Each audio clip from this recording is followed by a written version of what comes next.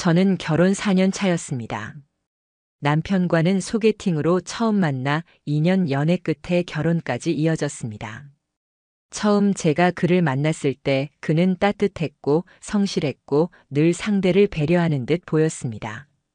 주변 친구들조차 너는 참 복 터졌다라고 말할 정도였지요. 저 또한 그렇게 믿었습니다.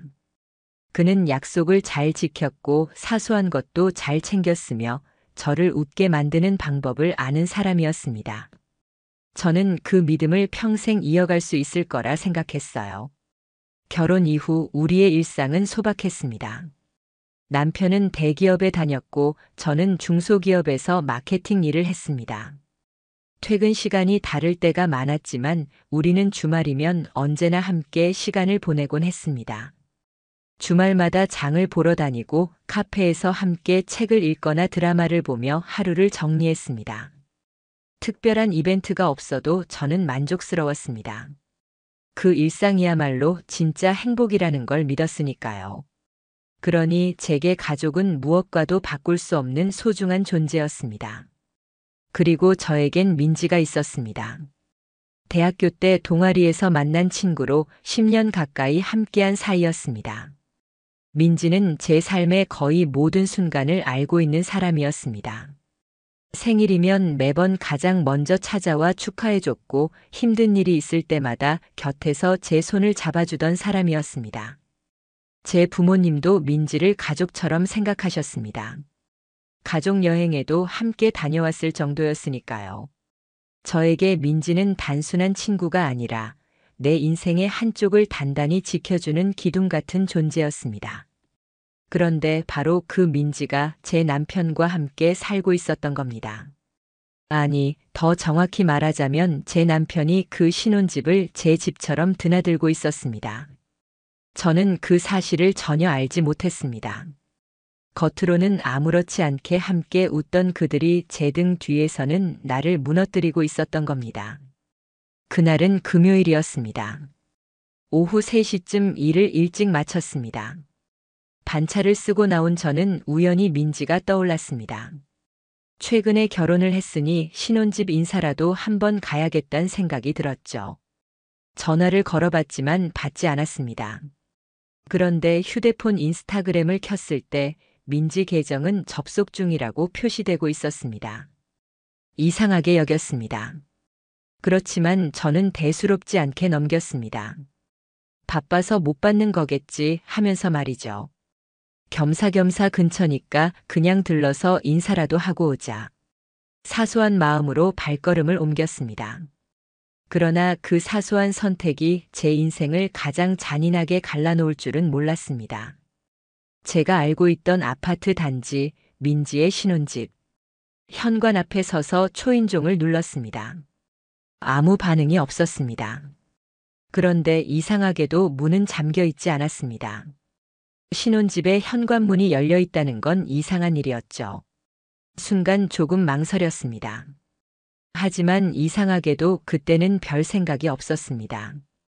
혹시 집에 있는데 못 듣는 걸까? 혹시 다른 손님이 와 있는 걸까? 저는 천천히 문을 밀고 안으로 들어갔습니다. 그리고 순간 저는 온몸이 굳어버렸습니다. 거실 소파에 앉아 있는 사람. 제 남편이었습니다. 그는 속옷 차림이었습니다. 당황한 눈빛으로 저를 똑바로 바라보고 있었습니다. 담요를 허겁지겁 끌어올려 몸을 가리며 얼어붙은 표정. 그 장면은 제 머릿속을 한순간에 새하얗게 만들었습니다. 저는 숨이 멎는 듯 했고 다리가 덜덜 떨렸습니다. 뭐야? 제 입에서 겨우 새어나온 건 그 한마디였습니다. 떨림과 충격이 뒤섞여 목소리조차 나오지 않는 그 순간, 저는 현실과 꿈의 경계에 서 있는 것 같았습니다. 그리고 그때 방 안에서 다른 누군가가 나왔습니다. 잠옷 차림에 헝클어진 머리, 바로 민지였습니다. 그녀는 저를 보자 분명히 놀란 듯 멈칫했지만 곧바로 표정이 일그러졌습니다. 변명할 단어를 찾는 얼굴. 그리고 입을 열었습니다. 미안해, 이럴 생각은 아니었어. 그 말 한마디는 제 가슴에 칼처럼 꽂혔습니다. 이미 모든 게 눈앞에서 벌어졌는데 무슨 이럴 생각은 아니었다라는 말이 나오는 걸까요? 저는 그 순간 더는 아무 말도 할 수 없었습니다. 무릎이 풀려 바닥에 주저앉았고 터져나오는 눈물과 함께 숨이 막히는 듯 했습니다. 더 충격적인 건 그들이 저를 일으켜 세우거나 붙잡지 않았다는 겁니다. 어떤 위로나 변명조차 없었습니다. 그저 둘은 침묵한 채 저를 내려다보았습니다. 그 무표정의 시선은 제게 말할 수 없는 모욕이었습니다. 저는 결국 몸을 떨며 도망치듯 그 집을 빠져나왔습니다. 현관문을 걸어 나오며 시야가 번져 계단에서 몸을 가누기조차 힘겨웠습니다. 집으로 돌아오자 눈앞은 흐리멍덩했고 머릿속은 공허했습니다. 그날 밤 저는 남편의 모든 짐을 빠르게 챙겨 현관 앞에 내다뒀습니다. 어떤 말도 하지 않았습니다. 그리고 휴대폰을 꺼버린 채 세상과 단절했습니다. 그 후 며칠 동안은 무너진 삶 속에서 방 안에만 누워 있었습니다. 회사에는 병가를 냈습니다. 낮에는 멍하니 천장만 바라보다가 밤이면 새벽까지 울다 잠드는 날들의 반복이었습니다. 정신과 진료도 받았습니다. 약을 받아도 상담을 들어도 제겐 제대로 위로가 되지 않았습니다. 마음속에서 끊임없이 같은 장면이 다시 재생되었습니다. 소파에 앉아있던 남편의 얼굴, 머리를 헝클어진 채 나온 민지의 모습, 그리고 뻔뻔하게 내뱉었던 단 한 줄의 말. 그 모든 게 제 인생을 송두리째 지워버리는 것 같았습니다. 하지만 저는 알았습니다. 이렇게 무너지기만 하면 결국 모든 걸 잃을 거라는 걸. 그들에게 또 짓밟히기만 할 거라는 걸. 그래서 저는 결심했습니다. 이대로 두지 않겠다. 이 모욕을, 이 배신을 그대로 넘기지 않겠다. 울고만 있지 않겠다. 그 순간부터 조금씩 정신을 붙잡고 일어나 증거를 모으기 시작했습니다. 민지와 남편이 주고받은 문자, 사진, 통화 기록, SNS 흔적들, 집안에 설치된 소형 CCTV의 일부 화면들까지 모든 게 퍼즐 조각처럼 모여들었습니다. 제가 알던 민지의 신혼집. 그것은 사실 제 남편이 드나드는 불륜의 소굴이었습니다. 그리고 저는 다짐했습니다. 이젠 감정이 아니라 법으로 끝장을 볼 거야. 변호사 사무실 문을 열던 순간 제 다리는 아직도 떨리고 있었습니다. 낯선 공간을 마주한 긴장감 때문이 아니라 지금 제가 이곳에 와 있다는 사실 자체가 믿기지 않았습니다. 내가 이렇게까지 해서 변호사를 찾아야 하는 상황이라니. 드라마나 영화 속 이야기가 아니라 진짜 현실에서 내 삶이 이런 지경이 될 줄은 누가 알았을까요? 이건 내가 알고 있던 결혼도 내가 믿었던 사람들의 이야기고 무엇보다 내 인생의 지금이었습니다. 마음속에서 울컥한 감정이 치밀어 올랐습니다. 하지만 겨우 숨을 고르고 의자에 앉았습니다. 책상 맞은편에서 변호사님은 차분히 제 이야기를 끝까지 들어주었습니다. 저는 처음 목소리가 떨려 제대로 말도 못했지만 그래도 최대한 솔직하게 지금까지의 일을 이야기했습니다. 내가 직접 목격한 광경, 그날의 충격, 그 후 며칠간 무너졌던 나날들, 그리고 민지와 남편이 내게 저지른 모든 배신까지. 이야기를 다 들은 변호사님은 잠시 고개를 끄덕이더니 조용히 말했습니다. 이건 명백한 상간 행위입니다. 증거만 충분히 확보되면 이혼 소송, 그리고 상대 여성에 대한 위자료 청구도 충분히 가능합니다. 그 말 한마디가 저를 붙들어 주었습니다. 마치 누군가 내게 이렇게 말해주는 것 같았습니다. 내가 잘못한 게 아니야. 내가 미친 게 아니야. 잘못한 건 분명 그들이야. 갑자기 눈물이 맺혔습니다. 그래, 그랬어. 나는 그동안 혹시 내가 무엇을 잘못한 걸까? 라는 질문을 수없이 스스로에게 던졌습니다.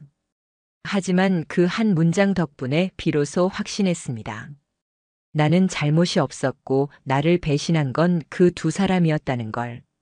저는 떨리는 손으로 가방에서 꺼낸 파일을 변호사님 앞에 내밀었습니다.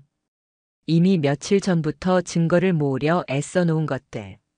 남편과 민지가 주고받은 메시지 캡처, 사진, 통화 기록, 주차장 입출 기록, 남편 이름이 적힌 택배 상자 그리고 민지가 신혼집이라 속였던 오피스텔 계약서 사본까지. 변호사님은 자료들을 하나하나 확인하며 무겁게 고개를 끄덕였습니다. 이 정도면 증거력 충분합니다. 최소 수개월 동안 관계가 지속된 게 명백하게 보입니다. 단순 실수가 아니에요. 실수라는 단어를 그들이 들먹였던 걸 떠올리자 치가 떨렸습니다. 단순 실수라면 어떻게 몇 달 동안 같은 장소를 드나들 수 있을까요? 얼굴을 맞대고 사진을 찍고 같은 공간을 공유하고 다른 사람의 배우자라는 걸 알면서도 매일을 즐길 수 있었을까요? 그게 실수라 말해진다는 게 말이 될 리 없었습니다. 그날 상담에서 변호사님이 조심스럽게 덧붙였습니다. 민지 남편에게 직접 말씀하신 건 아니죠? 절대 지금은 말하시면 안 됩니다. 본인도 피해자지만 아직 그에게 직접 사실을 유포하면 명예훼손 논란이 생길 수도 있습니다. 우리 전략은 차갑게 법정 안에서만 성과를 내는 겁니다. 전 고개를 끄덕였습니다. 마음 같아서는 당장 달려가 민지 남편에게 모든 걸 쏟아내고 싶었습니다. 하지만 변호사님의 말이 옳았습니다. 지금은 감정 아닌 법으로 가야 할 때였습니다. 그게 제 유일한 길이라 확신했습니다. 며칠 뒤 변호사 사무실에서 준비한 내용 증명이 각각 발송됐습니다. 남편에게는 이혼 소장을, 민지에게는 위자료 청구 소장이. 그 순간부터 그들이 움직이기 시작했습니다. 처음엔 묵묵부답이었습니다. 그러나 곧 남편에게서 메시지가 빗발쳤습니다. 한순간의 실수였어. 정말 미안하다. 다시는 안 그럴게. 제발 한 번만 기회를 줘. 같은 말이 반복되었습니다. 실수, 실수, 실수. 저는 휴대폰 화면을 보며 웃음이 튀어나왔습니다. 이게 실수라면 넌 몇 달 동안 오직 실수라는 이름으로만 살아왔다고. 실수라 하기엔 너무 치밀했고 공들인 관계였잖아. 민지는 달랐습니다. 그는 전화까지 직접 걸어왔습니다. 목소리는 울먹이고 있었습니다. 우리 그럴 생각 아니었어. 그냥 서로 너무 외로웠던 거야. 나는 내 결혼 생활이 너무 힘들어서. 저는 차갑게 대답했습니다. 지금 그 말이 변명이 된다고 생각해? 내가 힘들면 내 결혼을 해결했어야지. 왜 내 삶을 망가뜨린 거야? 민지는 침묵하더니 흐느낌만 흘리다 결국 전화를 끊었습니다. 이후로도 두 사람은 각자 방식으로 변명했습니다. 남편은 책임 회피형이었습니다. 실수였다. 한눈을 팔았다. 다시 안 그러겠다. 한결같이 모든 게 잠깐의 잘못이라며 본질은 변한 게 없다고 둘러댔습니다. 반대로 민지는 피해자인 척했습니다.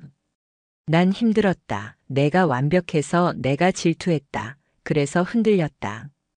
자신이 마치 주어진 환경 때문에 어쩔 수 없었던 사람처럼 말을 쏟아냈습니다. 저는 확신했습니다. 두 사람 모두 진심으로 뉘우치고 있지 않았습니다. 철저하게 자기 입장만 생각하는 말뿐이었습니다. 주변의 반응은 또 다른 충격이었습니다. 저희 부모님은 너무 큰 충격에 몸져 놓으셨습니다.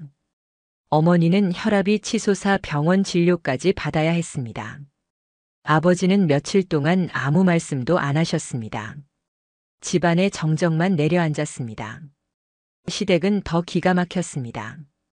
처음엔 제게 다시 잘 살아보는 게 어떠냐는 말을 꺼냈습니다. 젊으니까 충분히 다시 시작할 수 있다는 식이었죠. 그 말이 제 가슴을 후벼 팠습니다. 제가 본 그 장면을, 제가 겪은 그 모욕을 어떻게 용서하라고 하는 걸까요? 결국 저는 냉정하게 행동했습니다. 시댁의 단체 카톡방에 증거들을 그대로 올렸습니다. 민지와 남편이 찍은 사진, 오피스텔 계약서, 주차 기록. 그 뒤 시댁은 더 이상 아무 말도 하지 못했습니다. 단 한 통의 연락도 없었습니다. 저는 울음 대신 오히려 단단한 마음을 느꼈습니다. 그래, 이제 더 이상 흔들리지 말자. 나는 옳은 길을 가고 있는 것이다. 분노와 수치심, 그 모든 고통을 끌어안은 채 나는 싸우는 중이다. 그리고 이 싸움은 반드시 끝을 봐야 한다. 소송은 시작됐습니다. 민지는 처음에는 발뺌했습니다. 그와는 단순히 친구였다. 잠깐 만난 적은 있지만 연인 관계는 아니었다. 하지만 증거는 이미 산처럼 쌓여 있었습니다. 카톡 대화, CCTV 화면, 호텔 예약 사인, 결제 내역. 거짓말이 무너지는 건 순식간이었습니다. 민지는 결국 흔들렸습니다. 하지만 마지막까지도 그녀는 뻔뻔했습니다. 제가 직접 받은 전화에서 그녀가 했던 말은 지금도 잊혀지지 않습니다. 내가 너무 완벽해서 나는 늘 뒤처진 기분이었어. 그래서 무너뜨리고 싶었어. 그때 저는 몸이 서늘해졌습니다. 내가 잘못한 게 없었습니다. 단지 누군가가 내 삶을 무너뜨리고 싶어서, 내가 가진 걸 빼앗고 싶어서 오랫동안 친구라고 믿었던 사람이 배신을 선택한 겁니다. 이제 저는 명확히 알았습니다. 더 이상 감정적으로 반응할 필요가 없다는 것을. 울고 분노하는 건 오히려 그들에게 기쁨을 주는 일이라는 걸. 나의 복수는 감정이 아니라 법이라는 이름으로 진행되는 거라는 걸. 민지에게는 상간녀 위자료 소송이 제기됐습니다. 남편에게는 이혼 소송이 정식 접수됐습니다. 증거는 충분했고 그들의 변명은 허망했습니다. 모든 것은 법정에서 진실로 드러날 것입니다. 그때 저는 알았습니다. 이제 진짜 시작이라는 걸. 이건 단순한 싸움이 아니었습니다. 제 삶을 되찾고 나를 짓밟은 그들에게 책임을 묻는 과정. 저는 이제야 비로소 제대로 된 싸움의 문을 열고 있었습니다. 그리고 그 문턱을 막 넘으려는 순간 뜻밖의 변수가 찾아왔습니다. 민지에게 내용 증명을 보낸 지 한 달쯤 지났을 무렵 저는 예상치 못한 전화를 받았습니다. 화면에 뜬 이름을 보고 제 손은 잠시 굳었습니다. 민지의 남편이었습니다. 사실 저는 그와 직접 연락할 엄두를 내지 못하고 있었습니다. 법적으로도 괜히 제가 먼저 사실을 전했다간 불필요한 문제로 엮일 수 있었고, 무엇보다 그는 저와 똑같이 피해자였기에 감히 제가 먼저 다가가 상처를 더 들쑤실 수도 없다고 생각했으니까요. 그런데 그가 제게 전화를 걸어왔습니다. 신호음 끝에 들려온 목소리는 의외로 차분했습니다. 떨림 대신 단단한 울림이 있었습니다. 그는 짧게 말했습니다. 저 이제 모든 걸 다 알게 됐습니다. 그리고 가만히 있지 않으려 합니다. 듣는 순간 저는 한동안 숨을 몰아쉬었습니다. 그 역시 같은 고통을 겪고 있구나. 내 상황이 혼자가 아니구나. 그는 이어서 제게 말했습니다. 재판에서 내가 증언하겠습니다. 제가 갖고 있는 자료도 제출할 겁니다. 저도 상간남 소송을 걸 겁니다. 그 말이 끝났을 때 저는 순간 눈물이 픽 맺혔습니다. 피해자 2명이 각자의 자리에서 손을 맞잡듯 진실로 연결되는 순간이었습니다. 그는 그동안 혼자 의심을 키워왔다고 했습니다. 민지가 낮에 외출하고 돌아온 뒤 침대 시트가 바뀌어 있다거나 스마트워치에 남은 낯선 위치 기록, 퇴근 후 집에 돌아왔을 때 느껴진 사소한 단서들이 그를 갉아먹었다고 했습니다. 그는 흔들리면서도 침묵하며 증거를 모아왔습니다. 그리고 제가 내용 증명을 보낸 시점에 모든 조각이 맞춰졌다고 했습니다. 민지의 남편이 제출한 증거는 강력했습니다. 오피스텔 출입 기록, 그녀와 제 남편이 다정하게 손을 잡고 장을 보는 CCTV 영상, 호텔 예약란에 남겨진 민지의 자필 사인까지. 제가 모은 증거와 겹치지 않는 또 다른 각도에서의 결정적 증거들이었습니다. 이제 그 누구도 부정할 수 없는 완전한 그림이 완성되고 있었습니다. 결국 제 남편은 양쪽 모두에서 소송을 당했습니다. 제게는 이혼과 위자료, 민지 남편에게는 상간남 소송. 한순간에 두 방향으로 법의 심판대 위에 올라선 것이었습니다. 재판정에 들어섰을 때 공기는 숨이 막히도록 무거웠습니다. 차가운 형광등 불빛 아래 서류를 넘기는 소리만이 공간을 채웠습니다. 긴장된 정적 속에서 저는 자리에 앉으면서도 다리가 떨려오는 걸 느꼈습니다. 하지만 마음은 생각보다 냉정했습니다. 이제 진실이 드러나는 순간이라는 걸 알았기 때문입니다. 민지는 처음부터 강하게 부정했습니다. 그녀는 변호인을 앞세워 일관되게 말했습니다. 우리는 연인 관계가 아니었습니다. 단순한 친구였습니다. 잠깐 만난 적은 있었지만 부적절한 관계는 아니었습니다. 그 말에 방청석 일부가 웅성거렸습니다. 하지만 판사 앞에 증거가 하나씩 제시될 때마다 민지의 말은 산산이 부서져 나갔습니다. 카톡 대화, 오피스텔 출입 내역, CCTV, 호텔 예약 내역. 그녀는 흔들리지 않는 척했지만 얼굴은 점점 굳어갔습니다. 그럼에도 그녀는 끝까지 고개를 숙이지 않았습니다. 오히려 차갑게 말했습니다. 저는 제 감정에 솔직했을 뿐이에요. 제 마음을 숨기지 않았던 게 잘못인가요? 그 말은 법정을 얼어붙게 했습니다. 마치 반성은커녕 자기 감정을 정당화하는 듯한 태도에 주변의 시선이 곱지 않았습니다. 반면 제 남편은 완전히 무너져 있었습니다. 그는 자리에 앉아 작아진 어깨로 고개를 숙이고 있었습니다. 처음엔 아무 말도 하지 않았습니다. 그러나 갑자기 입을 열었습니다. 민지가 저에게 그랬습니다. 자기 남편은 답답해서 못 살겠다. 그래서 나와 살고 싶다. 이혼하라고 했습니다. 그의 진술에 법정이 술렁였습니다. 모두가 민지를 바라봤습니다. 그런데 민지는 미동도 없이 고개를 저으며 단호하게 말했습니다. 제가 왜요? 저는 그런 적 없습니다. 오히려 그쪽이 저한테 매달린 거죠. 저를 놓지 못하고 따라붙은 겁니다. 그때 남편 얼굴은 하얗게 질렸습니다. 이제야 깨달은 듯 했습니다. 자신은 민지를 위해 가정을 버렸고 모든 걸 던졌지만 정작 민지는 언제든 자신을 버릴 준비가 되어 있었다는 걸. 재판은 계속 이어졌습니다. 민지는 심지어 자기 남편을 두고 이런 말까지 했습니다. 솔직히 그 사람은 너무 착해서 재미없었어요. 그 순간 제 가슴은 분노로 끓어올랐습니다. 어떻게 저런 말을 법정에서 수많은 사람들 앞에서 대놓고 할 수 있을까요? 제 남편은 그런 그녀의 태도에 점점 더 초라해져 갔습니다. 민지가 자기와의 관계를 부정하거나 축소할수록 그의 어깨는 점점 더 구겨지고 작아졌습니다. 그는 이제 그녀에게조차 철저히 버림받는 순간을 맞이하고 있었습니다. 결국 판사의 냉정한 목소리가 법정을 울렸습니다. 두 사람 모두 부정행위가 명백히 입증되었습니다. 이는 이혼 사유에 해당합니다. 그날 법정에서 판결이 내려지는 순간 제 심장은 한번 크게 쿵 떨어지는 것 같았습니다.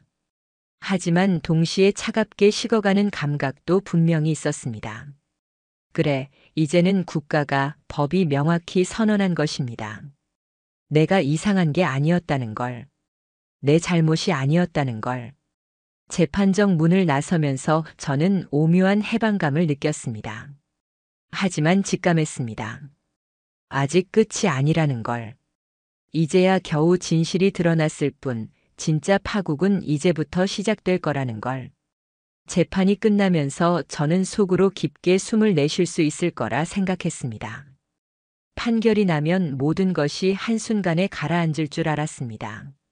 하지만 현실은 전혀 달랐습니다.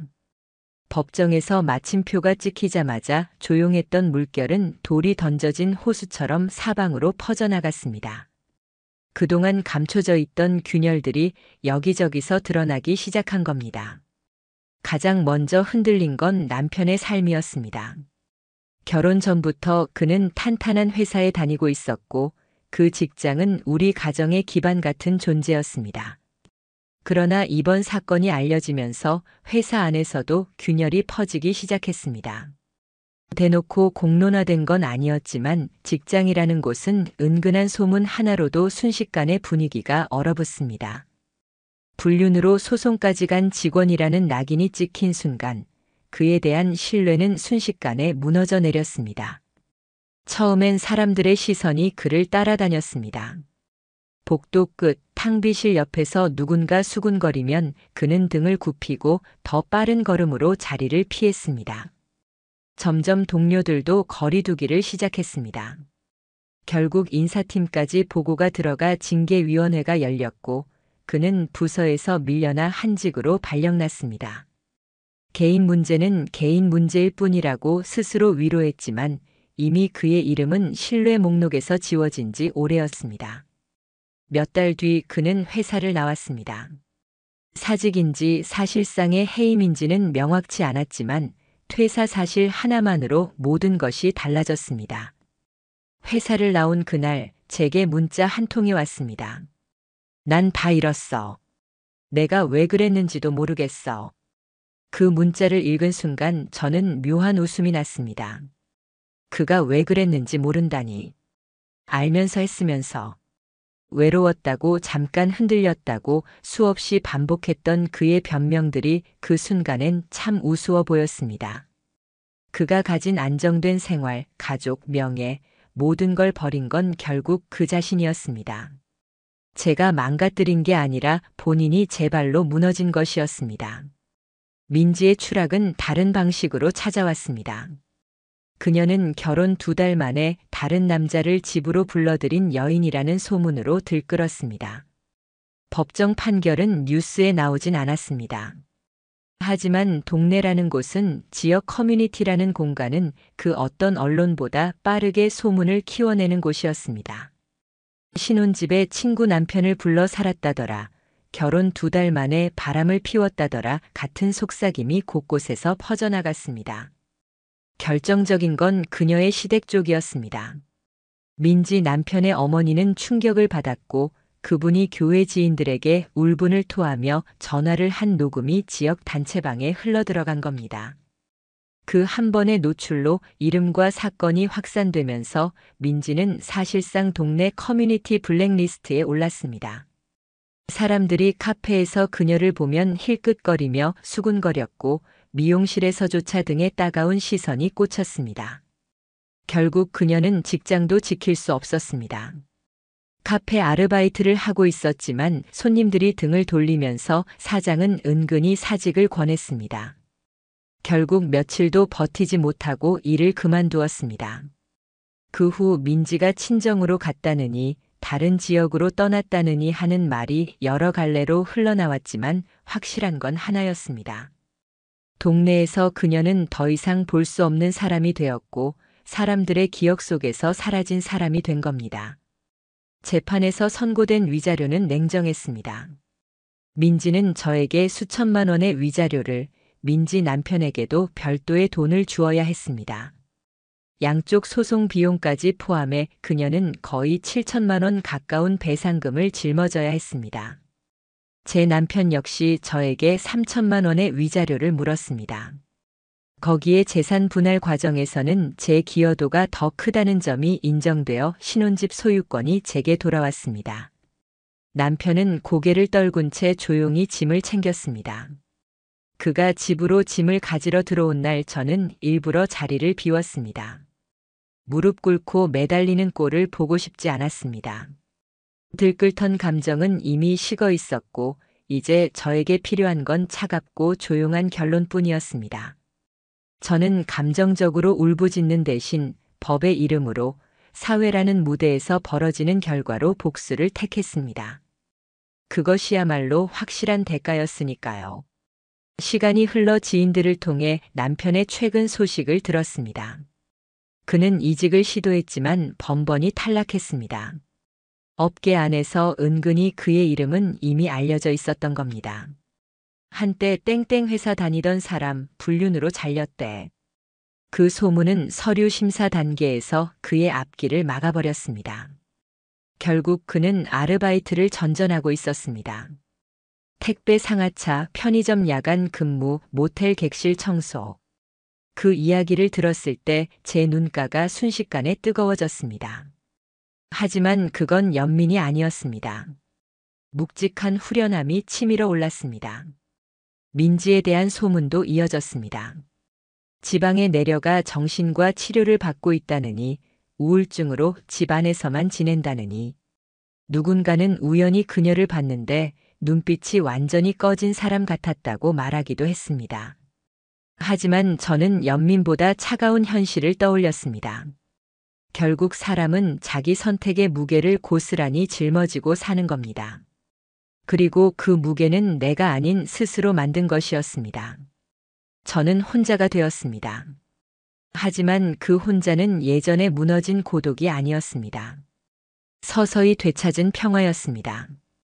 아침에 혼자 식탁에 앉아도 허무하지 않았습니다. 오히려 자유로웠습니다. 커피를 내리고 창을 열어 공기를 들이마실 때 이 집은 이제 온전히 제 몫의 공간이라는 실감이 들었습니다. 재판 과정에서 흘린 눈물과 치열하게 싸운 기억은 여전히 제 안에 남아 있었지만 그 모든 과정 끝에 마침내 찾아온 고요는 저를 살려주었습니다. 사람들은 시간이 지나면 다 잊힌다고 말합니다. 하지만 저는 알았습니다. 잊히는 건 주변 사람들의 기억일 뿐이라는 걸요. 정작 당사자는 절대 잊지 못합니다. 어디를 가든 어떤 일을 하든 자신이 발로 무너뜨린 결과라는 낙인은 평생 따라다닐 겁니다. 며칠 전 우연히 남편의 옛 동료를 만났습니다. 그는 조심스럽게 말했습니다. 걔 지금 모텔 청소 알바해. 잠깐만 하는 거래도 상황이 진짜 안 좋은가 봐. 그 얘기를 들었을 때 저는 왈칵 눈물이 날 뻔했습니다. 하지만 그것은 슬픔이 아니라 지독하게도 후련한 눈물이었습니다. 저를 무너뜨렸던 사람들이 이제는 제 발로 무너져가고 있는 모습. 그것이야말로 제가 원하던 결말이었습니다. 이제 제 삶엔 정막이 찾아왔습니다. 혼자가 되었고 혼자 밥을 차려 먹고 혼자 잠들었습니다. 하지만 이전보다 훨씬 편안한 잠을 잘 수 있었습니다. 저는 확신했습니다. 감정적 복수가 아니라 법과 세상이 내리는 정확한 대가. 그것이 가장 확실하고 통쾌한 복수라는 사실을요. 재판이 끝나고 몇 달이 흘렀습니다. 법정에서 판결이 내려지던 순간의 긴장감은 여전히 제 가슴 한쪽에 남아 있었지만 이제 사람들은 제게 묻습니다. 요즘 잘 지내세요? 그 질문에 저는 늘 같은 대답을 합니다. 그래도 평온하게요. 웃음기 어린 목소리로 그렇게 말하면 상대는 다행이라고 고개를 끄덕입니다.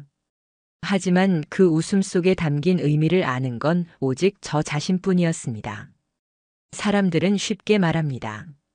이제 다 끝났잖아. 홀가분하지.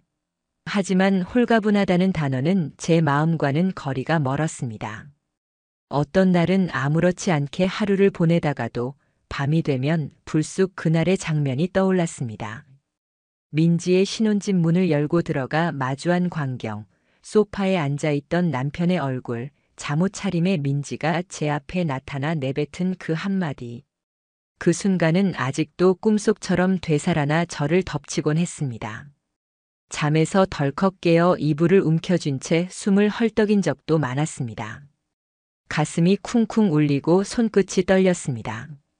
사람들은 잊으라고 말했습니다. 과거에 매이지 말고 이제 새 출발하라고. 하지만 상처란 그렇게 간단히 지워지지 않습니다. 시간은 지나도 흔적은 남습니다. 흉터란 것이 원래 그렇습니다. 보이지 않아도 결코 완전히 사라지지 않습니다. 그럼에도 불구하고 저는 무너지지 않았습니다. 남편처럼 변명에 매달리지도 않았고 민지처럼 도망치지도 않았습니다. 저는 정면으로 마주했습니다. 눈물이 나고 무너져 내리고 싶었던 순간에도 이를 악물고 다시 일어섰습니다. 그리고 끝내 법이라는 무기로 맞섰습니다. 감정이 아닌 차갑고 냉정한 방식으로 그들에게 책임을 물었습니다. 저는 그것이 진짜 복수라고 믿었습니다. 주변 사람들의 반응은 극명하게 갈렸습니다. 어떤 이들은 말했습니다. 속 시원하다. 그렇게 했어야지. 하지만 또 다른 이들은 고개를 갸웃거리며 말했습니다. 그래도 너무 매몰차게 한 건 아니냐? 조금은 봐줄 수도 있지 않았을까? 그때마다 저는 속으로 생각했습니다. 봐달라고 할 자격조차 없는 사람들이었다고. 한 가정을 무너뜨리고 10년 가까운 우정을 짓밟아 놓고 서로의 욕망만을 위해 저를 짓누른 이들이었습니다. 제가 아니었더라도 언젠가는 무너졌을 관계였습니다. 저는 단지 더 이상 희생자가 되지 않겠다고 결심했을 뿐이었습니다. 시간이 더 지나면서 민지와 남편의 근황은 간간히 귀에 들어왔습니다. 남편은 일자리를 구하지 못해 여러 차례 서류에서 탈락했다는 말이 돌았습니다. 업계 안에서 이미 이름이 알려져 있었던 탓일지도 모릅니다. 묵직한 후련함이 밀려왔습니다. 자신이 자초한 선택의 대가를 치르고 있다는 확신. 민지 역시 사람들 앞에 잘 나서지 못한다고 했습니다. 누군가는 우연히 그녀를 봤는데 예전의 발랄함은 온데간데 없고 눈빛이 공허했다고 말했습니다. 하지만 저는 더 이상 어떤 감정도 들지 않았습니다. 단 하나 스스로 선택한 결과라는 것만이 분명했습니다. 저는 제가 살던 집을 제 이름으로 정식 등록하고 나서부터 새로운 변화를 시도했습니다.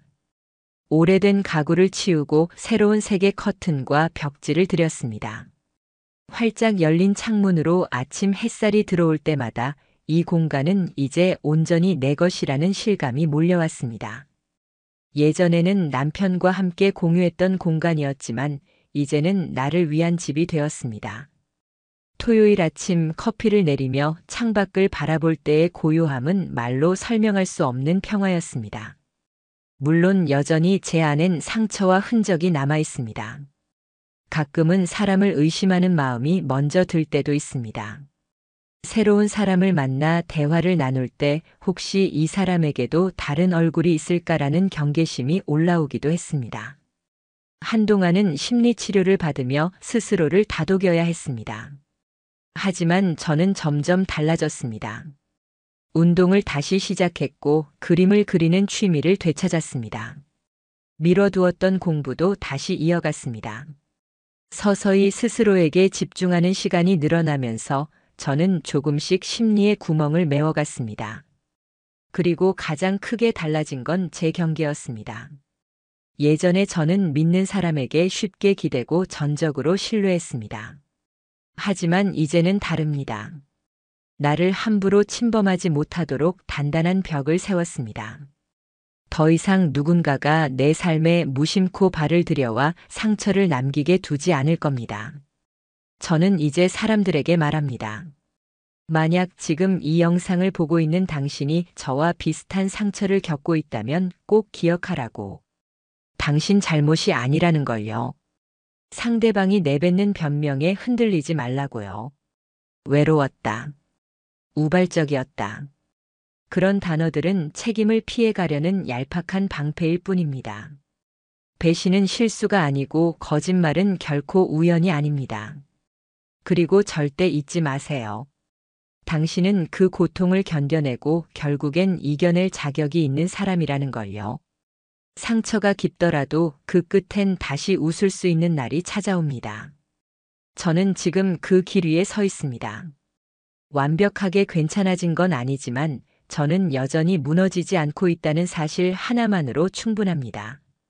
저는 선택했고 버텼고 끝내 싸웠습니다.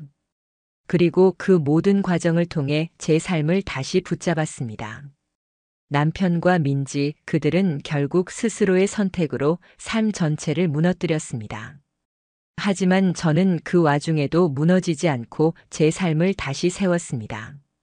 저는 이제 혼자지만 더 이상 불안정한 혼자가 아닙니다. 단단한 혼자이고 그게 저를 지탱하는 힘입니다. 그리고 저는 압니다. 이제 제 앞길에는 비로소 새로운 시작이 기다리고 있다는 걸요. 당신은 내 인생에서 가장 큰 실수였어요. 그 말은 나에게 남겨진 게 아니었다. 그녀가 남긴 마지막 말, 그토록 사랑했던 사람의 입에서 나 아닌 다른 사람을 향해 건넨 문장이었다. 나는 그 문장을 병실의 불빛 아래 차갑게 누워있던 그녀를 바라보다가 떠올렸다. 심장 박동기 소리와 수술 장비의 기계음 사이 무감각하게 반복되는 시간 속에서 그 말 한 줄이 내 마음속을 찍고 지나갔다. 그리고 그제서야 깨달았다. 사람은 아무리 오랜 시간을 함께 보낸다 해도 결국 끝까지 서로를 다 알지 못한 채 이별을 맞을 수 있다는 것을. 우리는 27년을 함께 살았다. 그중 마지막 1년은 배신으로 가득했고 끝자락 일주는 간병이라는 이름 아래 어쩔 수 없는 동행이었다. 그 시간들을 무엇이라 불러야 할까? 사랑이었다고 하기엔 쓰라렸고 증오라고 하기엔 너무 늦었다. 용서라고 말하기엔 내가 아직도 망설이고 있었다. 그 모든 감정은 이름 붙이기 애매할 만큼 흐릿했고 그렇게 아무 말 없이 흘러가는 나날들이 내 가슴을 조금씩 잠식하고 있었다. 지금 당신이 들으려는 건 끝까지 외면하지 못한 한 남자의 기록이다. 그리고 그가 너무 늦게 마주한 진실. 그 진실이 가져다준 무게에 대해 이야기하려 한다. 나는 올해 48살이다. 병원에서 일하며 나름대로는 평범하고 안정된 삶을 살고 있었다. 하지만 지금 이 글을 쓰고 있는 내 자신을 보면 그 모든 것이 얼마나 쉽게 무너질 수 있었는지를 이제야 실감하게 된다. 글이 조금 길어질 수도 있다. 읽는 당신이 지루하지 않기를 바란다. 하지만 언젠가 이 기록이 나와 비슷한 상황을 겪은 누군가에게는 작은 위로가, 혹은 아직 그 지옥을 겪지 않은 누군가에겐 단단한 경고가 되어줄 수 있기를 바란다. 이야기는 지금으로부터 정확히 3년 전으로 거슬러 올라간다. 내가 아직 장서아와 부부였고 그녀를 믿고 가정을 지키기 위해 애쓰고 있던 시절로부터. 그럼에도 나는 가족이기에 끝까지 끈을 놓지 않으려 했다. 피를 나눈 형제에게 설마 그런 일이 일어날 수 있을까? 나는 그렇게 바보처럼 의심 없는 신뢰를 쌓아가고 있었다. 그래서였을까? 내 눈앞에서 조용히 무너지고 있던 균열을 나는 참 오랫동안 알아채지 못했다. 아직도 생생하다. 몇 해 전 추석이었다. 나는 병원에서 36시간 연속 근무를 마치고 겨우 집에 돌아왔고 온몸이 녹아내릴 듯 탈진해 있었다. 그날 하이차는 저녁 시간보다 2시간이나 늦게 도착했지만 어머니는 그의 늦은 도착을 탓하기는커녕 밥이 식을까봐 먼저 데우고 오자마자 손수 음식까지 떠주셨다. 반면 나는 응급실에서 세 사람을 살려낸 직후라 면도조차 하지 못한 채였고 그 모습이 지저분하다는 핀잔만 들었다. 그 편에는 더 이상 감출 수 없을 만큼 노골적이었다. 가족 모임 자리에서 사촌 누나 마리아는 조용히 내게 속삭였다. 하이참만 나타나면 넌 투명인간 같아져. 그 말 부정할 수 없었다. 심지어 할아버지 장례식에서도 내가 직접 추도사를 준비했음에도 사회자는 일정이 밀렸다며 내 말을 중간에 끊어버렸다. 하지만 하이차는 할아버지와 2번 낚시 갔던 기억을 장황하게 풀어놓으며 무려 10분이나 마이크를 잡았다. 그 순간 나는 깨달았다. 나는 이 가족 안에서 언제나 덜 중요해도 괜찮은 사람이라는 걸. 노력해도 버텨도 결국은 들러리에 불과하다는 걸 말이다. 서아를 처음 만난 건 대학 시절이었다. 그녀를 처음 본 순간 내 인생의 처음으로 온전히 내 편이라 느껴지는 사람이 생겼다고 확신했다. 지독할 만큼 똑똑했고 또렷한 목표가 있었으며 웃을 때마다 주변 공기를 환하게 바꾸는 사람이었다. 나는 의예과였고 서아는 마케팅 전공. 우리는 각자 미친 듯이 바쁜 삶을 살고 있었지만 그만큼 서로의 고단함과 간절함을 깊이 이해할 수 있었다. 졸업반이 되던 해 우리는 캠퍼스 밖 허름한 원룸에서 동거를 시작했다. 라면으로 끼니를 때우며 각자의 미래를 꿈꾸던 시절이었다. 천장에서 물이 새고 벽지가 뜯겨나갔지만 이사갈 여유는 없었고 우리는 비닐과 양동이로 빗물 수집 장치를 만들어 그걸 놀이처럼 여기며 버텼다. 한 주 동안 양동이를 가장 많이 비운 사람이 영화 고르기. 늘 서아가 이겼다. 그녀는 불평보다 웃음을 선택할 줄 아는 사람이었다. 적어도 그땐 그렇게 믿었다. 부모님께 그녀를 처음 소개했을 때 반응은 예상대로 차가웠다. 충청도 제천 출신의 아버지는 배관공, 어머니는 초등학교 행정직. 어머니는 그녀의 말투나 옷차림에 슬쩍 빈정거리는 말들을 흘렸고 속으론 내가 비슷한 수준의 집안 딸과 결혼하길 바랐던 모양이었다. 돈, 배경, 인맥 그런 걸 따지는 사람들. 지금 와서 돌아보면 우습고 가증스럽기까지 한 선민의식이었다. 결국 나는 30에 서아는 28에 결혼했다. 나는 막 레지던트를 시작한 참이었고 결혼식은 우리의 손으로 하나하나 준비했다. 작고 소박한 예식이었다. 부모님은 단 50만 원만 보태주셨고 어머니는 하객들 앞에서 당당하게 이렇게 말씀하셨다. 더 해주고 싶지만 하이찬 결혼 자금도 챙겨야 해서요. 그때 하이찬은 여자친구조차 없었지만 부모님은 이미 그 아이를 위해 1억 원이 넘는 결혼 자금을 따로 모아두고 있었다. 아버지가 우리 결혼식에서 남긴 축사도 잊히지 않는다. 도겸이가 짝을 만난 것도 기쁜 일이지만 우리 하이찬이가 요즘 신한금융투자에서 괜찮은 오퍼를 받았답니다. 요즘 그 나이에 보기 드물 게 대단한 조건이에요. 그 말이 끝나자마자 서아는 식탁 아래로 조용히 내 손을 꼭 쥐었다. 그녀의 따뜻한 손길을 느끼며 나는 마음속으로 생각했다. 그래도 나는 행운아야. 내 편이 있다는 건 그 무엇보다 큰 축복이라고. 결혼 후 5년, 쉽지만은 않았지만 우리는 나름대로 잘 버텼다.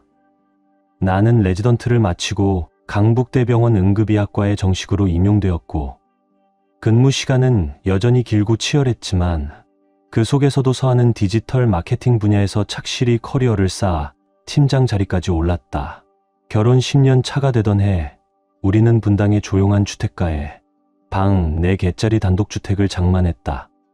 주변 학군도 괜찮았고 10년 전 유산 이후 다시 아이 이야기를 조심스레 꺼내던 시기였다. 그 바쁜 일상 속에서도 우리에겐 나름의 루틴이 있었다. 일요일 아침이면 아무리 피곤해도 함께 아침을 만들었고 집 근처 공원을 나란히 걷는 시간은 우리만의 소중한 약속이었다. 격주 수요일엔 꼭 데이트를 했고 내가 야간 근무를 나가는 날이면 서하는 도시락통 안에 짧은 쪽지나 장난스러운 문장을 남겨주곤 했다. 그래서 나는 믿었다. 우리는 충분히 단단하다고 깨질 일은 없으리라 생각했다. 하지만 그 무렵부터였다. 하이찬이 자주 우리 집을 드나들기 시작한 게 처음엔 별 의심 없이 넘겼다. 그가 새로 이사한 오피스텔이 우리 집에서 차로 15분 거리였고 직장은 강서 쪽이라 출퇴근 시간이 2배나 걸렸다는 걸 나는 한참 뒤에야 알게 됐다. 그는 내가 병원에서 야간 근무를 하는 날이면 어김없이 들렀다. 서아에게 저녁을 사다 준다거나 집안일을 도와준다며 스스럼 없이 드나들었다. 나는 오히려 그런 하이찬이 고마웠고 내가 없는 동안 서아 곁을 지켜줘서 고맙다고 말한 적도 있었다. 지금 생각하면 정말 우스운 사람은 하이찬이 아니라 바로 나였다. 되돌아보면 그때 이미 수많은 이상 신호들이 있었다. 서아는 점점 화장이 진해졌고 옷차림에도 변화가 생겼다. 주말에도 립틴트를 바르고 휴대폰을 손에서 놓지 않았으며 전에는 퇴근 후 자잘한 일상을 나누던 그녀가 어느 순간부터는 그냥 바빴어라는 말만 반복했다. 휴대폰에는 처음으로 잠금이 걸렸고 이유를 묻자 회사 보안 때문이라고 대답했다. 우리가 늘 소중하게 여겼던 잠자리도 점점 줄어들었다. 피곤하다, 머리 아프다, 일이 많다. 핑계는 달라졌지만 결론은 늘 같았다. 속옷도 새로 샀다. 그녀답지 않은 스타일이었다. 자극적이진 않았지만 이상하게 낯설었다. 내가 묻자 친구 리사가 추천한 브랜드라고 했다. 나는 또 믿었다. 그녀를, 아니, 내가 믿고 싶은 현실을. 그리고 마침내 그녀는 더 이상 내게 하루의 이야기를 들려주지 않았다. 무슨 일 있었어? 라고 물으면 괜찮아. 그냥 바빴어라고 짧게 답하고는 곧바로 화제를 돌렸다.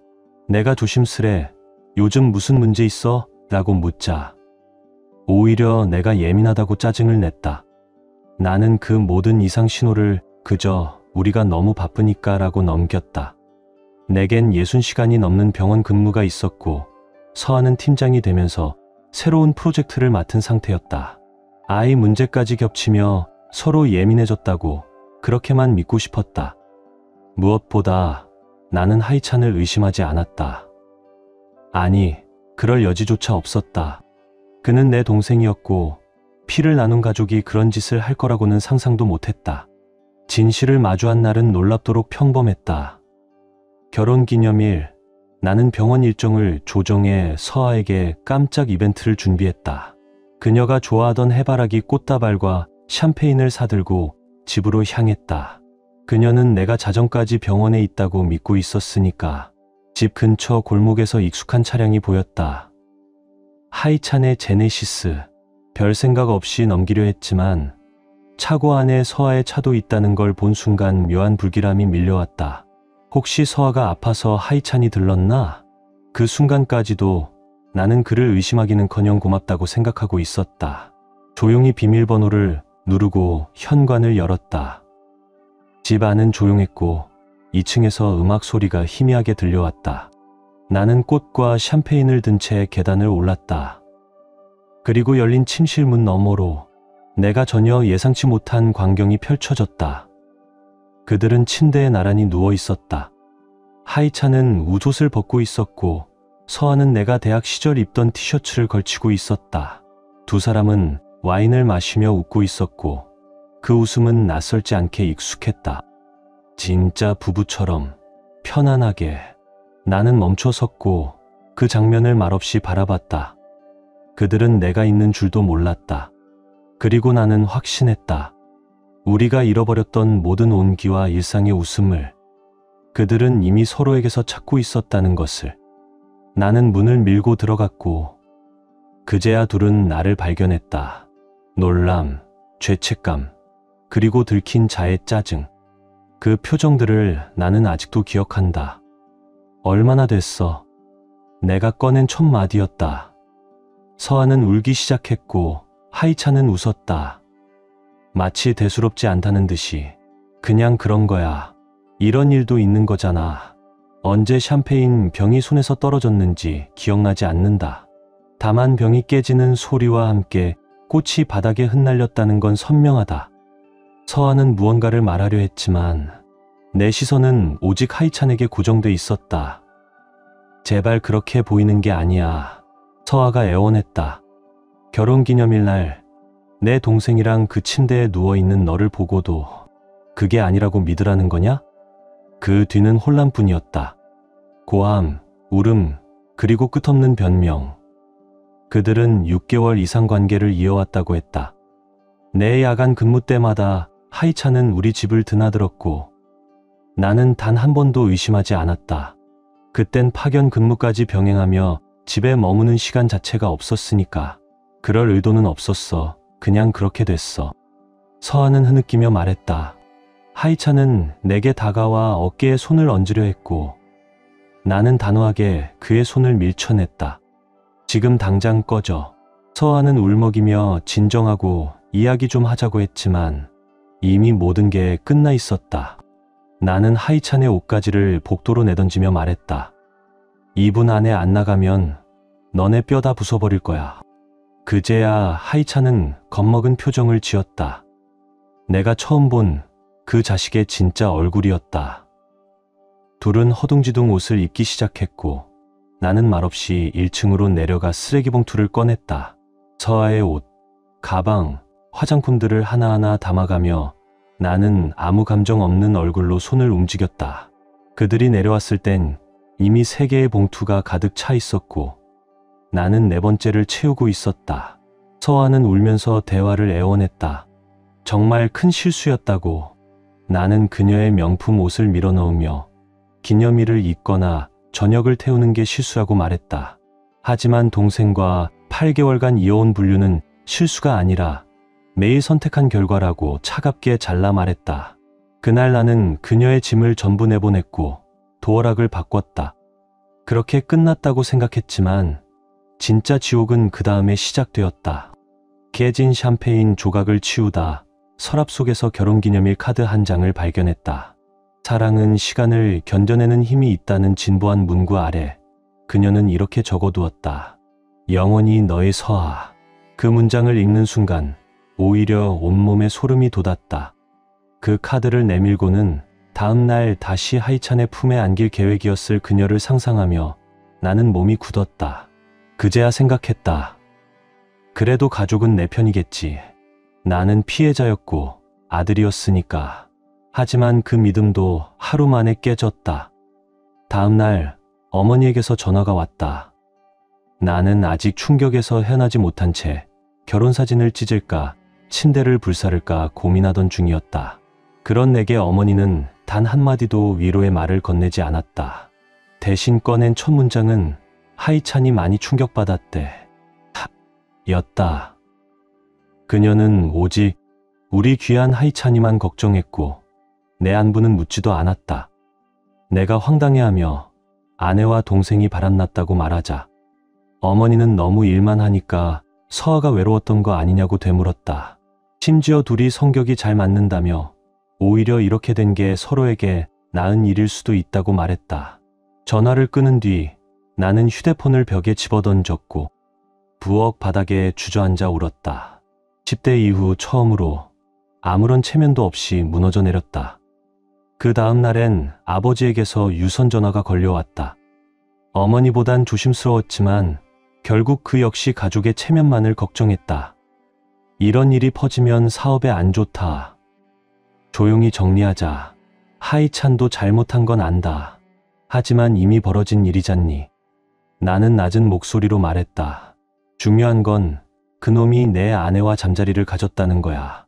아버지는 짜증 섞인 한숨을 내쉬며 말했다. 가족 사이에 이런 일 있을 수도 있어. 체면을 지키는 게 먼저야. 남들에겐 그냥 내가 서아랑 멀어졌고 시간이 지나 하이찬이랑 가까워졌다고 말하면 돼. 나는 또 웃었다. 스스로도 낯설 만큼 속이 빈 차가운 웃음이었다. 역사를 너희 입맛대로 다시 쓰자는 거구나. 그 자식 이미지 지켜주려고? 아버지는 단호했다. 가족 모두의 명예를 지키고 싶은 거다. 너의 명예도 포함해서. 나는 마지막으로 말했다. 난 그런 거 신경 안 써. 그리고 내 기준에서 이제 난 동생도 부모도 없는 사람이야.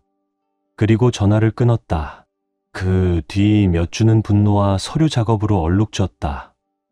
나는 즉시 이혼 소송을 제기했고 상대자로 하이찬을 직접 지목했다. 공개 기록에 남는 걸 알면서도 그렇게 했다. 체면을 중시하는 우리 가족에게 그것이 가장 큰 타격이 될 테니까.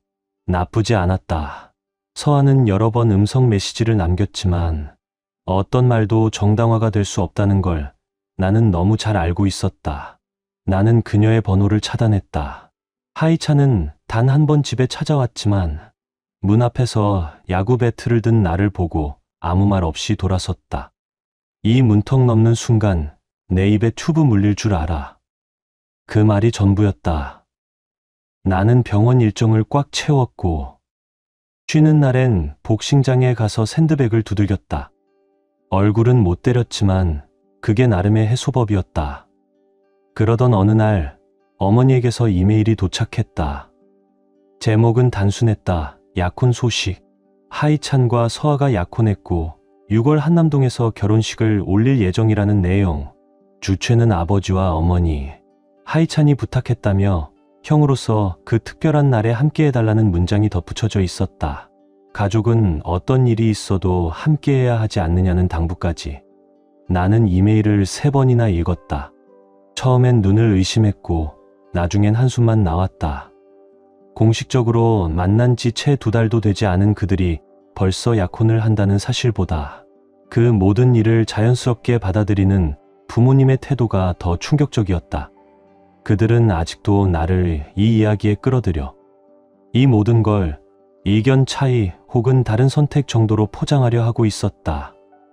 나는 이메일을 인쇄해 냉장고에 붙였다. 잊지 않기 위해서 이게 바로 내 가족의 민낯이라는 것을. 다음 날 하이찬에게서 문자 한 통이 왔다. 다음 달 약혼 파티 휴가 잡았어. 형도 꼭 왔으면 좋겠어. 이젠 화해하자. 그 순간 나는 확실히 깨달았다. 이제 더 이상 착한 사람이 될 이유는 없다. 이 사람들은 단지 새로운 인생을 시작한 게 아니다. 그들은 지금도 나를 끌어들이며 자신의 행동을 정상화하려 한다. 그리고 나는 더는 그 장단에 맞춰줄 생각이 없었다. 나는 어머니에게 답장을 보냈다. 하이찬과 서아가 참석하는 그 어떤 가족 행사에도 가지 않을 것이며, 이 관계를 지지하는 순간 부모님 역시 내 가족이 아님을 분명히 밝혔다. 이번 선택은 마지막으로 그를 택하고 나를 버리는 일이라는 경고도 함께였다. 곧바로 답장이 도착했다. 유치하고 이기적이다. 세상은 내 중심으로만 도는 게 아니야. 하이찬과 서아는 사랑하는 사이야. 그리고 서아는 임신했어. 그 마지막 한 문장이 마치 트럭처럼 내 심장을 들이받았다. 장서아, 우리의 유산이 이후 내 품에서 울던 그녀. 다시 시도하자고 약속했던 그 적절한 때는 결국 내가 아닌 사람이었다. 나는 부엌 테이블에 멍하니 앉아 그 이메일을 몇 시간이고 바라보다가 마침내 깨달았다. 무언가가 안에서 딱 하고 부러지는 소리를 들었다. 폭력적인 감정이 아니었다. 그보다는 아주 맑고 이상할 정도로 선명한 자각이었다. 이 사람들은 내 고통을 받아들일 자격조차 없는 존재들이라는 걸. 분노할 가치도 용서할 이유도 없는 인간들이라는 걸. 그날 밤 나는 결심했다. 더 이상 착한 사람이 되지 않겠다고. 더 이상 참지 않겠다고. 이제 내가 무엇을 잃었는지 그들에게 똑똑히 보여주기로 했다. 그리고 또 한 가지, 나는 전문 상담사를 찾았다. 이 모든 걸 혼자 끌어안고 있으면 결국 내가 무너질 것 같았다. 지금 생각해보면 그건 내 인생에서 최고의 결정 중 하나였다. 상담사는 내 감정이 너무나 당연하다고 말했다. 배신감, 분노, 상실감. 이건 트라우마에 대한 정상적인 반응이라고. 그녀는 내가 그 감정들을 복수나 파괴가 아닌 더 건강한 방향으로 전환할 수 있도록 도와줬다. 물론 하이찬 인생을 말아먹는 상상도 여전히 자주 했다. 그 후 몇 달 동안 나는 나 자신을 완전히 바꿨다. 가장 악명 높은 이혼 전문 변호사를 고용했다. 외도 배우자를 빈털터리로 만드는 걸로 유명한 여자 변호사였다. 나는 서아가 내 변호사가 누구인지 확실히 알게 했다. 그리고 병원에서는 그동안 망설이던 응급의학과 센터장 승진 제안을 수락했다. 예전 같았으면 집에 더 못 있게 될까봐 거절했을 것이다. 하지만 이제 나는 집에 붙잡힐 이유가 없었다. 이젠 집에 있는 시간 같은 건 중요하지 않았다.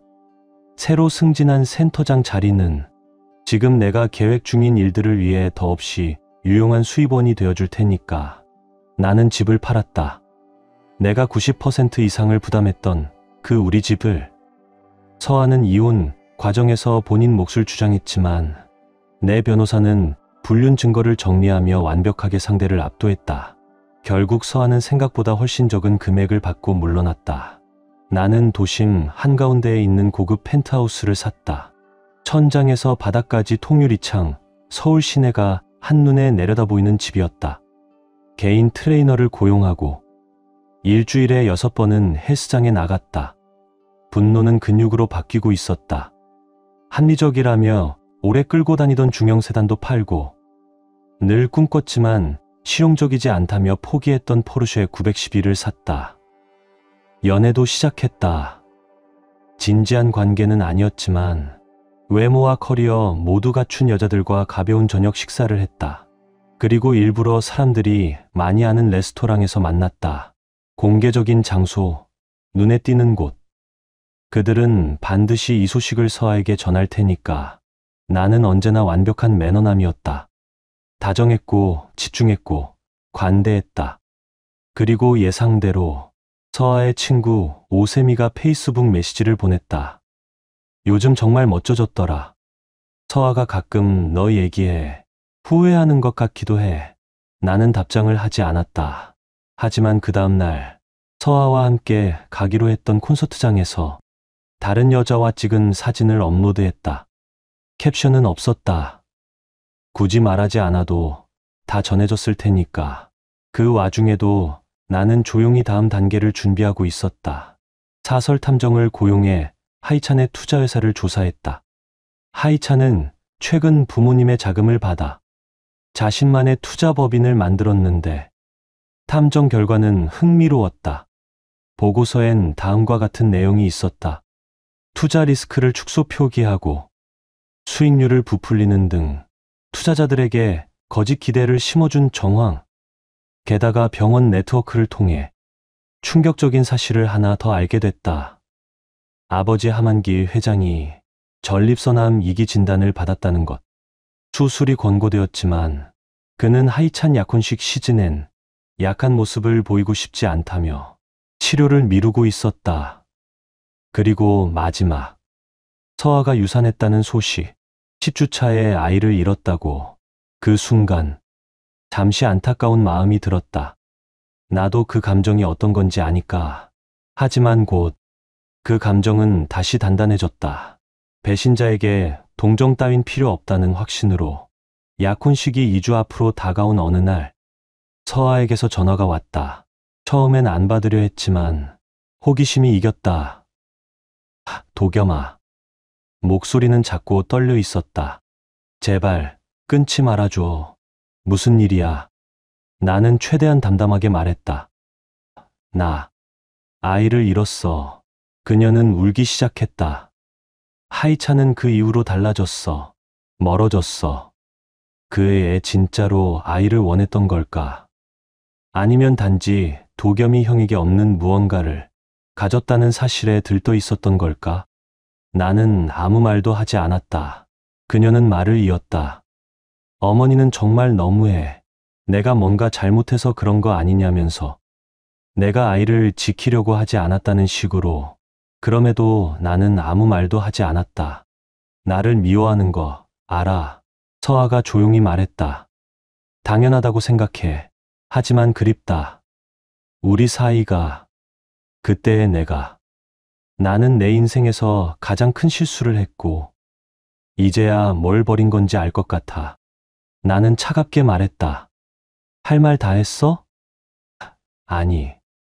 그녀가 속삭였다. 하이찬 회사가 요즘 안 좋아. 투자자들도 돈 빼겠다고 하고 아버지 병도 더 악화됐는데 치료도 안 받겠다고 하고 있어. 다 무너지고 있어. 너 없는 우리. 나는 전화를 끊었다.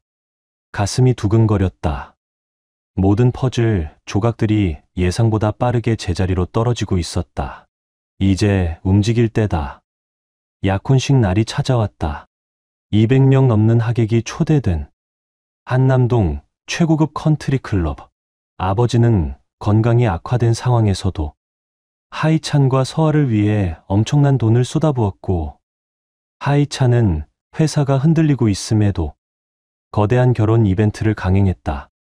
물론 나는 초대받지 못했다. 하지만 초대가 없다고 못 가는 건 아니니까. 그 전 몇 주 동안 나는 가족 지인들과 우연히 마주쳤다. 그리고 슬픈 미소와 함께 말했다. 그래도 축하해줘야죠. 가족이잖아요. 그들은 성숙한 형 도겸에게 감탄했다. 동생에게 아내를 빼앗기고도 저렇게 침착하다니. 불쌍한 도겸, 멋진 도겸. 모든 이미지가 조용히 준비되어 있었다. 그날 밤 나는 맞춤 제작한 네이비 슈트를 입고 하얀 셔츠에 할아버지 유품인 금색 커플링크스를 채웠다. 거울 속 내 모습은 낯설 정도로 단단했다. 수개월의 운동과 절제된 삶이 만든 결과였다. 컨트리 클럽에 도착했을 때 만찬이 막 시작되고 있었다. 며칠 전 미리 50만 원을 건넨 마이트르디는 나를 알아보고 고개를 끄덕였다. 연회장은 장미와 샹들리에로 화려하게 꾸며졌고 샴페인이 흐르고 웃음소리가 떠돌았다.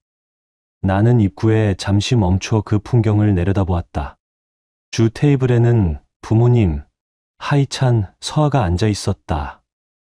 어머니는 완벽한 호스트처럼 웃고 있었고, 아버지는 초대한 인사들과 건배를 나누고 있었다.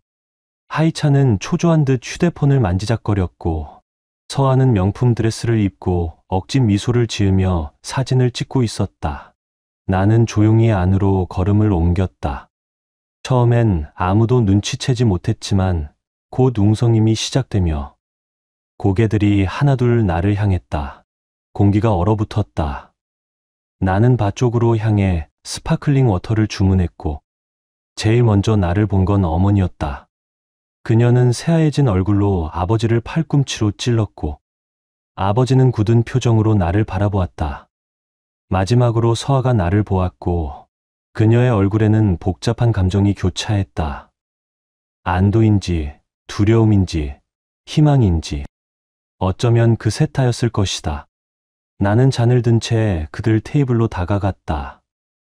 연회장은 숨소리조차 들리지 않을 만큼 조용해졌다. 도겸. 어머니가 날카롭게 속삭였다.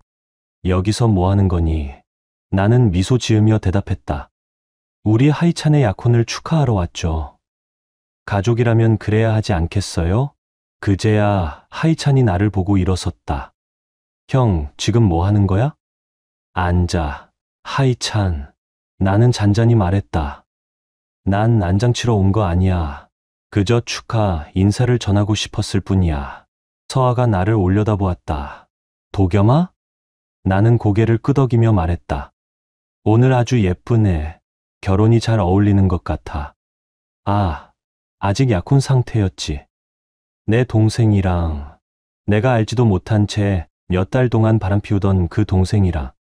그땐 몰랐어. 그게 내 착각이었지. 아버지가 비틀거리며 자리에서 일어나자 나는 여전히 웃으며 말했다. 아니요, 아버지. 지금이야말로 가장 적절한 자리예요. 여기 다 모였잖아요. 가족에게 중요한 사람들, 명함 뒤에 직함 붙은 사람들. 그러니 다 알아야죠. 우리 가족이 사랑을 어떻게 나누는지. 나는 잔을 들고 연회장을 향해 말했다. 건배합시다. 내 아내와 7개월간 몰래 관계를 이어오다.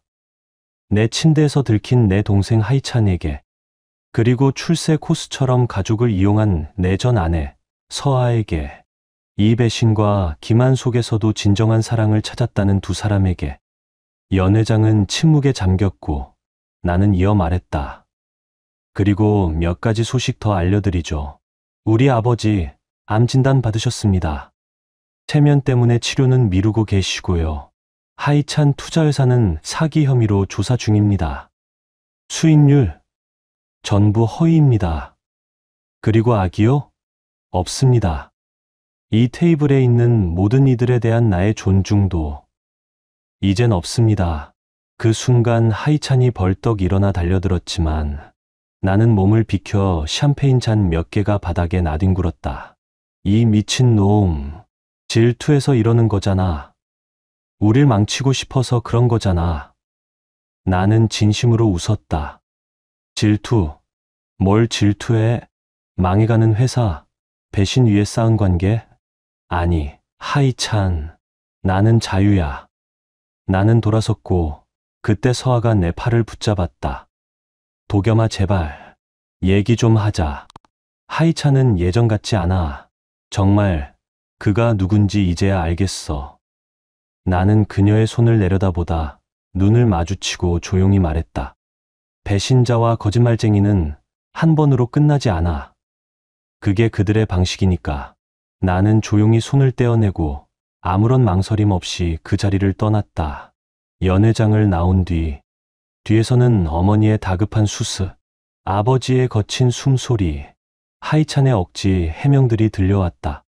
하지만 나는 단 한 번도 뒤돌아보지 않았다. 밤 공기는 선선하고 깨끗했다. 나는 주차권을 벨보이에게 건네고 포르쉐가 도착하기를 기다리며 고개를 들었다. 잠시 뒤 연회장 문이 열리고 하객들이 하나둘 빠져나왔다. 충격을 감추지 못한 얼굴들, 흥분 속에 수근거리는 목소리들 사이로 몇몇 부모님의 지인들이 조용히 고개를 끄덕였다. 그 순간 나는 비로소 웃을 수 있었다. 이제야 진짜 내 인생이 시작됐다는 걸 알았다. 휴대폰이 진동했다. 서아, 하이찬, 그리고 어머니에게서 온 메시지였다. 서아는 실수였다고 애원했고, 하이찬은 이 결정을 분명 후회하게 될 거라며 겁을 줬고, 어머니는 아버지가 쓰러져 병원에 간다며 이게 내가 바라던 일이냐고 물었다. 나는 세 문자를 조용히 삭제했다. 다음 날 아침 전화가 빗발쳤다. 아버지는 실제로 병원에 실려왔다. 내가 근무하는 병원이었다. 나는 응급의학과 센터장이었지만 그를 맡지 않고 다른 교수에게 배정했다. 수술은 더는 미룰 수 없었다. 그가 지켜온 체면이 결국 그의 몸을 무너뜨린 것이다. 동시에 하이찬의 투자 파트너들은 줄줄이 이탈했고 금융감독원은 정식으로 조사에 착수했다. 서아는 하이찬의 집을 나왔다. 혼란을 버티지 못한 듯했다. 그리고 며칠 뒤부터 빌기가 시작됐다. 하이찬은 매일 음성 메시지를 남겼다. 자신이 어릴 적부터 나를 부러워했으며 이번 일이 인생 최대의 실수였다고 했다. 도와달라고, 이제 정말 끝이라고 읍소했다. 어머니는 죄책감을 자극하는 메일을 보냈다. 아버지의 상태를 언급하며 그래도 가족은 함께 있어야 하지 않겠냐고 적었다. 가장 끈질긴 건 서아였다. 그녀는 병원, 헬스장, 그리고 내가 이사한 새 집 앞까지 찾아왔다. 울며 사과하고 실수였다고 반복했다. 예전 내가 좋아하던 긴 머리를 자르고 단정한 셔츠와 바지 차림으로 바뀌었고 디자이너 옷 대신 소박한 옷차림으로 나를 마주했다. 마치 대학 시절 내가 사랑했던 그 서아를 흉내내려는 듯했다. 하지만 나는 알 수 있었다. 그 여자는 더 이상 여기에 없다는 것을. 어느 날 병원 지하주차장에서 그녀가 내 앞을 막아섰다. 도겸아, 제발 딱 5분만. 몇 주째 연락했어. 나는 말없이 차 쪽으로 걸어가며 말했다. 할 말 없어. 그녀는 애절한 목소리로 말했다. 하이찬과의 관계는 끔찍한 실수였고 그는 자신을 사랑한 적 없으며 그저 내가 가진 것들을 갖고 싶어 했을 뿐이라고. 내가 사라지자 곧 본색을 드러냈고 늦게 들어오고 다른 여자와 농담을 주고받고 심지어 그녀가 아이를 잃었을 때조차 다행일 수도 있다고 말했다고. 나는 멈춰 섰고 그녀를 바라보며 물었다. 그게 놀라워? 형 아내랑 몰래 자던 사람이 너한텐 충실할 거라고 믿었어?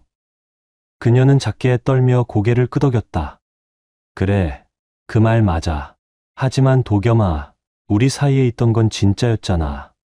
고칠 수 있어. 나는 웃었다. 고칠 게 없어. 넌 모든 걸 부쉈어. 그리고 제일 중요한 건 그게 오히려 다행이라는 거야. 이제야 제대로 보여. 내가 누구였는지, 우리 가족이 어떤 사람들이었는지, 그리고 지금 너희 없는 내 인생이 더 좋아.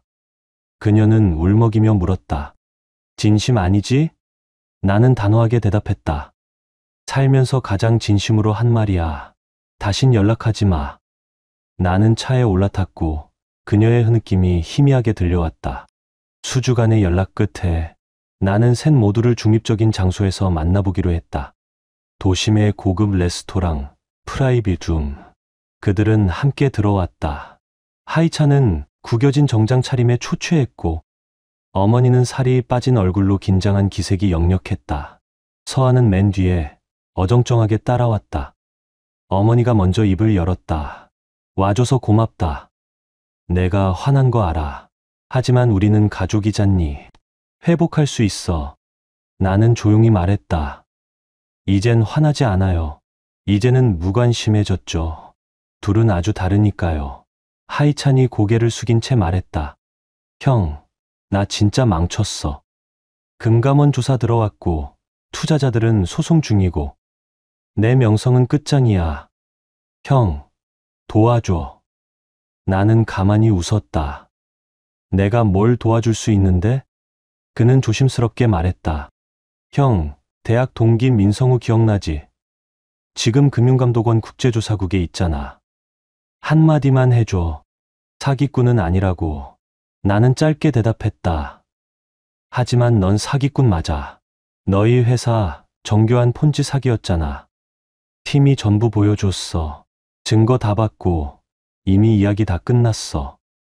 하이찬의 얼굴이 하얗게 질렸다. 형, 벌써 얘기한 거야? 물론이지. 나는 철저한 사람이니까. 어머니가 진주 목걸이를 움켜쥐며 말했다. 도겸아, 아버지가 점점 더 안 좋아. 이 모든 스트레스가. 아니요. 아버지를 괴롭힌 건 스트레스가 아니라 그가 끝까지 무시했던 암 그 자체예요. 체면 때문에 수술을 미뤘잖아요. 그 순간까지 서아는 아무 말도 하지 않았다. 그녀는 고개를 숙인 채 손등만 바라보고 있었다. 나는 그녀를 향해 물었다. 너는 왜 여기 있지? 그녀는 붉게 부은 눈으로 고개를 들었다. 한 번만 기회를 줘. 받을 자격 없다는 거 알아. 그래도 부탁할 수밖에 없어. 이 몇 달 동안 얼마나 큰 실수를 했는지 알게 됐어. 나는 조용히 말했다. 동생과의 불륜이 실수였다는 거야? 아니면 들킨 게 실수였던 거야? 아니면 하이찬이 생각보다 형편없는 인간이란 걸 알아버린 게 실수였던 거야? 그녀는 낮게 대답했다.